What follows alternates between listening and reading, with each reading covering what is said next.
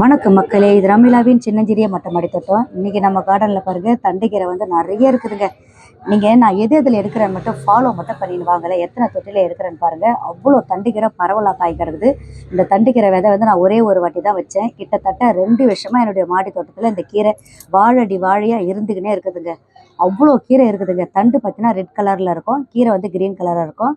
இது வந்து மணத்தக்காளி கீரை, இதையும் கூட சேர்த்து போட்டுப்போம். இப்போ நம்ம ஒரு வாட்டி இந்த விதையை நம்ம விதைச்சிட்டா கிட்டத்தட்ட பார்த்தீங்கன்னா நம்மளுக்கு வாழடி வர வருஷ கணக்காக இது வந்துனே இருக்கும். எப்படி நம்ம ஒரு வாட்டி இதை விதைக்கு விட்டுன்னு வச்சுக்கங்களேன், அந்த விதை ஃபுல்லாக ஃபார்ம் ஆகி வந்துட்டு பிறகு ஒரு காற்று ஒன்று அடிச்சிச்சுன்னா அந்த காற்றுல இந்த விதை போயிட்டு பரவலாக்க மாதிரி அப்படியே ஃபுல்லாகவே பரவிடும் கார்டனில். அப்போ அந்த விதை எங்கெங்கே உழுதோ அங்கே ஃபுல்லாகவே இந்த கீரை தாங்க வந்துடும்.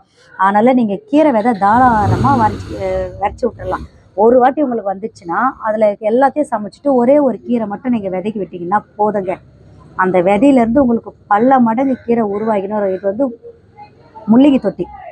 இது வச்சுக்கினா அடுத்தது ஒன்று காட்டுறேன் பாங்களேன். எங்கே பாருங்கள், பழுப்பில் வெட்டி வேர் வச்சேன். அந்த வெட்டி வேரை அமுத்திட்டு இவங்க தான் வந்துட்டாங்க. இன்றைக்கி ஒரு புடி பிடிச்சிட வேண்டியதாங்க. அரைக்கீரை பொரியல் பண்ணி செம்ம டேஸ்ட்டாக இருக்குங்க. வேறு லெவலில் இருக்கும் டேஸ்ட்டு.